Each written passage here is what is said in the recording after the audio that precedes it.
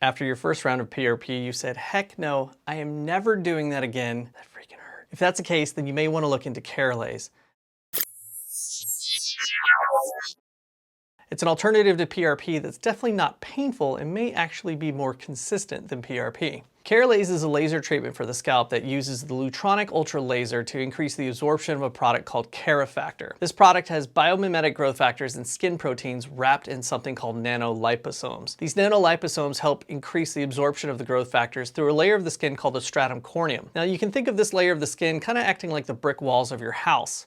And then you can think of the nanoliposomes as raindrops. And once they fall on the bricks of your house, they get absorbed into the brick, and the brick gets wet, but the raindrops aren't really going to get deep enough to make it into your house. In studies done in Korea, it was shown that the nanoliposomes help the growth factors absorb into the hair follicles down to the level of the bulge on their own. This area is important because this is the area that we actually need to stimulate to help produce more hair. But what if we could get a higher concentration of Kerafactor down around the hair follicle to help produce even better hair growth? That's where the Lutronic Ultra comes in. The Ultra is a 1927 nanometer laser that targets water molecules so it's completely safe to use on your hair. This laser helps to create tiny holes in the stratum corneum, which you'll remember acts like the brick walls of your house. Now that we have these channels, we can get 5 to 7 times the amount of growth factor to absorb into your skin. This in turn helps stimulate better hair growth. But how does this compare to PRP?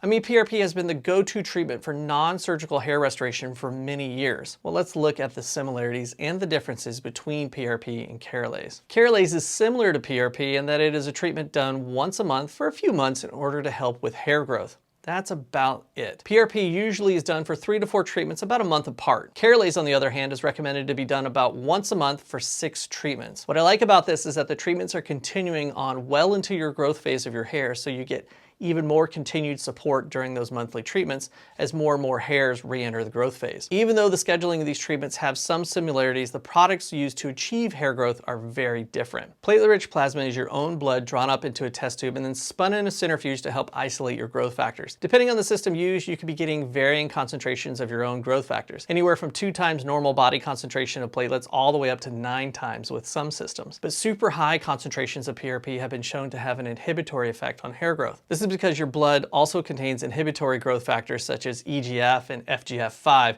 which have both been shown to inhibit hair growth in different studies. And with PRP, you can't really selectively remove inhibitory growth factors such as EGF and FGF5 from your own blood. The next issue with PRP you're not gonna like. Why? Because the next issue with PRP is you. That's right, you.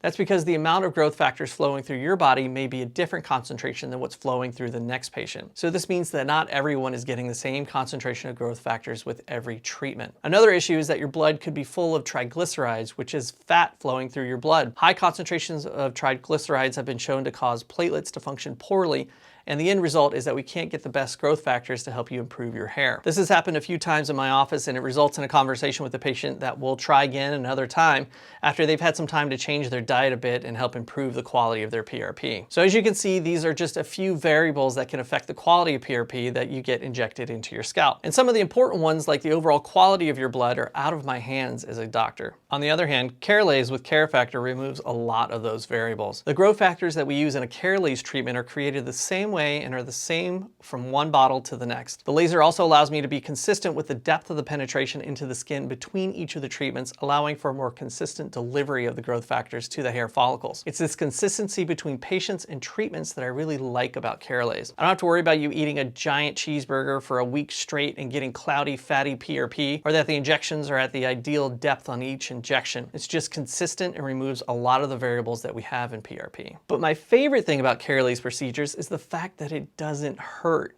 Now, I've never had PRP injections on my scalp, but I have done enough of these treatments and have learned that not everyone handles needle injections the same. I have Pronox here in the office, and that certainly has helped make our PRP injections more comfortable, but still there is some discomfort. Keralase isn't painful at all and doesn't even require numbing cream to make it a comfortable procedure. After the laser has created all the channels in your skin, we then apply the growth serum to your scalp. Over the next few hours, the serum gets absorbed through those tiny channels deeper into your skin to help activate more hair growth. The only thing that you need to do is wait to wash your hair the next day. Simple as that. While Keralase is my new favorite non-surgical treatment for hair loss, you might still be interested in PRP. And to learn about that, you can watch this video right here.